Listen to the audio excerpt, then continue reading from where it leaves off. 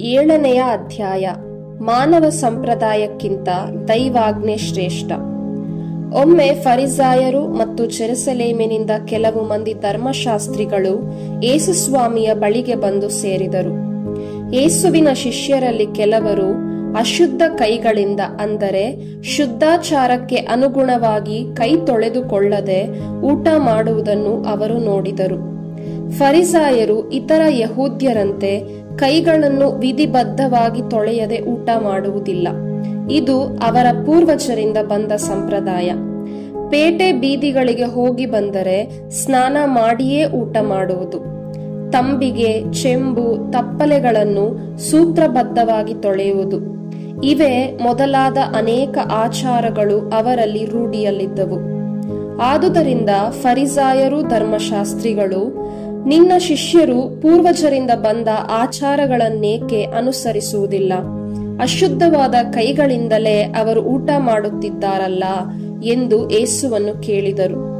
ಅದಕ್ಕೆ ಯೇಸು, ಕಪಟಿಗಳೇ, ನಿಮ್ಮ ವಿಷಯದಲ್ಲಿ ಯೆಶಾಯನು ಎಷ್ಟೊಂದು ಚೆನ್ನಾಗಿ ಪ್ರವಾದಿಸಿದ್ದಾನೆ.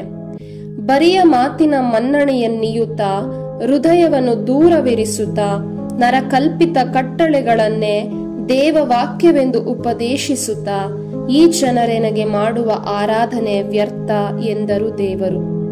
ನೀವು ದೇವರ ಆಜ್ಞೆಯನ್ನು ತೊರೆದು ಮಾನವ ನಿರ್ಮಿತ ಸಂಪ್ರದಾಯಗಳನ್ನು ನಿಷ್ಠೆಯಿಂದ ಪರಿಪಾಲಿಸುತ್ತಿದ್ದೀರಿ. ಸಂಪ್ರದಾಯದ ನೆವದಲ್ಲಿ ದೇವರ ಆಜ್ಞೆಗಳನ್ನು ನೀವು ಜಾಣ್ಮೆಯಿಂದ ಬದಿಗೊತ್ತಿರುವುದು ಬಲು ಚೆನ್ನಾಗಿದೆ. ನಿಮ್ಮ ತಂದೆ ತಾಯಿಗಳನ್ನು ಗೌರವಿಸಬೇಕು. ತಂದೆಯನ್ನಾಗಲಿ ತಾಯಿಯನ್ನಾಗಲಿ ದೂಷಿಸುವವನಿಗೆ ಮರಣದಂಡನೆ ಆಗಲೇಬೇಕು ಎಂಬುದು ಮೋಶೆ ವಿಧಿಸಿದ ಆಜ್ಞೆ.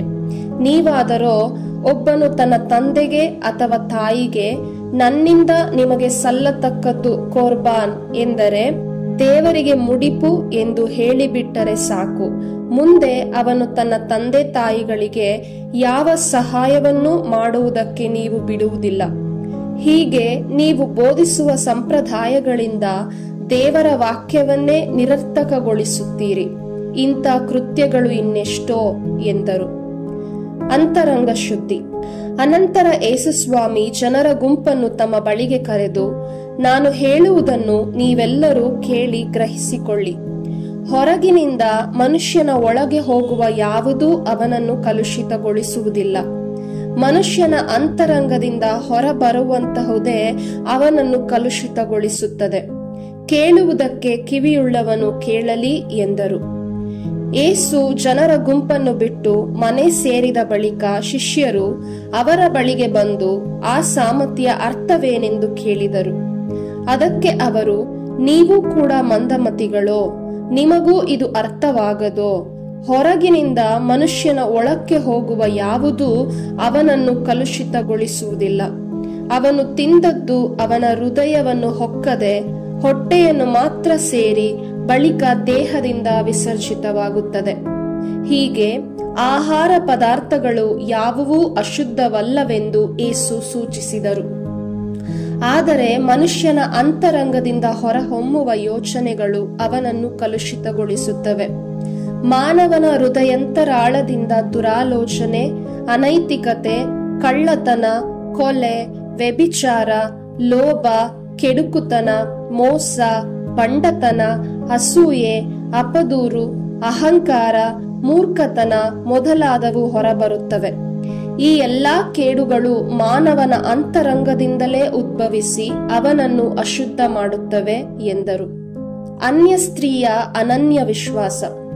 ಯೇಸುಸ್ವಾಮಿ ಅಲ್ಲಿಂದ ಹೊರಟು ಟೈರ್ ಹಾಗೂ ಸಿದೋನ್ ಪಟ್ಟಣಗಳ ಸಮೀಪವಿದ್ದ ಪ್ರದೇಶಕ್ಕೆ ಹೋಗಿ ಒಂದು ಮನೆಯಲ್ಲಿ ಇಳಿದುಕೊಂಡರು.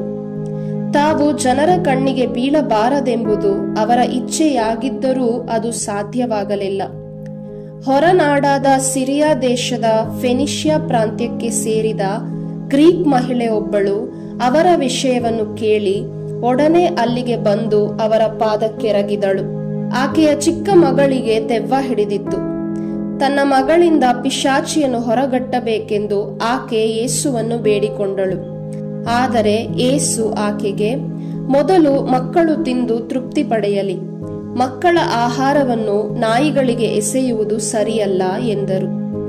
ಅದಕ್ಕೆ ಆಕೆ, ಅದು ನಿಜ ಸ್ವಾಮಿ, ಆದರೂ ಮಕ್ಕಳು ತಿಂದು ಬಿಟ್ಟ ಚೂರು ಪಾರುಗಳನ್ನು ಮೇಜಿನ ಕೆಳಗಿರುವ ನಾಯಿಗಳು ತಿನ್ನುತ್ತವಲ್ಲವೇ ಎಂದಳು. ಆಕೆಯ ಮಾತುಗಳನ್ನು ಕೇಳಿ ಯೇಸು, ಚೆನ್ನಾಗಿ ಹೇಳಿದೆ, ನಿಶ್ಚಿಂತೆಯಿಂದ ಮನೆಗೆ ಹಿಂದಿರುಗು, ದೆವ್ವ ನಿನ್ನ ಮಗಳನ್ನು ಬಿಟ್ಟು ತೊಲಗಿದೆ ಎಂದರು. ಆಕೆ ಮನೆಗೆ ಹೋದಾಗ ಮಗಳು ಹಾಸಿಗೆಯ ಮೇಲೆ ಸುಖವಾಗಿ ಮಲಗಿರುವುದನ್ನು ಕಂಡಳು. ದೆವ್ವ ಅವಳನ್ನು ಬಿಟ್ಟು ಹೋಗಿತ್ತು. ಕಿವುಡರು ಕೇಳಲಿ, ಮೂಕರು ಮಾತನಾಡಲಿ. ಯೇಸುಸ್ವಾಮಿ ಆ ಸ್ಥಳವನ್ನು ಬಿಟ್ಟು ಸಿದೋನಿನ ಮಾರ್ಗವಾಗಿ ದೆಕಪೊಲಿ ಪ್ರದೇಶವನ್ನು ಹಾದು ಗಲಿಲೇಯ ಸರೋವರದ ತೀರಕ್ಕೆ ಹಿಂದಿರುಗಿದರು. ಮಾತನಾಡಲಾಗದ ಒಬ್ಬ ಕಿವುಡನನ್ನು ಜನರು ಅವರ ಬಳಿಗೆ ಕರೆತಂದರು. ಅವನ ಮೇಲೆ ಕೈಗಳನ್ನಿಡಬೇಕೆಂದು ಬೇಡಿಕೊಂಡರು. ಯೇಸು ಅವನನ್ನು ಜನರ ಗುಂಪಿನಿಂದ ಪ್ರತ್ಯೇಕವಾಗಿ ಕರೆದೊಯ್ದು ತಮ್ಮ ಬೆರಳುಗಳನ್ನು ಅವನ ಕಿವಿಯೊಳಗೆ ಇಟ್ಟರು. ತಮ್ಮ ಉಗುಳಿನಿಂದ ಅವನ ನಾಲಿಗೆಯನ್ನು ಮುಟ್ಟಿದರು. ಬಳಿಕ ಸ್ವರ್ಗದತ್ತ ಕಣ್ಣೆತ್ತಿ ನೋಡಿ ದೀರ್ಘವಾಗಿ ಉಸಿರೆಳೆದು ಎಫಾತ ಎಂದರೆ ತೆರೆಯಲಿ ಎಂದರು. ತಕ್ಷಣವೇ ಅವನ ಕಿವಿಗಳು ತೆರೆದವು. ನಾಲಿಗೆಯ ಬಿಗಿ ಸಡಿಲಗೊಂಡಿತು. ಅವನು ಸರಾಗವಾಗಿ ಮಾತನಾಡತೊಡಗಿದನು. ಇದನ್ನು ಯಾರಿಗೂ ಹೇಳಕೂಡದೆಂದು ಯೇಸು ಜನರಿಗೆ ಕಟ್ಟಪ್ಪಣೆ ಮಾಡಿದರು. ಆದರೆ ಎಷ್ಟು ಹೇಳಿದರೂ ಕೇಳದೆ ಅವರು ಮತ್ತಷ್ಟು ಆಸಕ್ತಿಯಿಂದ ಈ ಕಾರ್ಯವನ್ನು ಪ್ರಚಾರ ಮಾಡಿದರು. ಎಲ್ಲರೂ ಆಶ್ಚರ್ಯಭರಿತರಾಗಿ, ಇವರು ಎಲ್ಲಾ ಕಾರ್ಯವನ್ನು ಚೆನ್ನಾಗಿ ಮಾಡುತ್ತಾರೆ, ಕಿವುಡರು ಕೇಳುವಂತೆಯೂ ಮೂಕರು ಮಾತನಾಡುವಂತೆಯೂ ಮಾಡುತ್ತಾರಲ್ಲ ಎಂದುಕೊಳ್ಳುತ್ತಿದ್ದರು.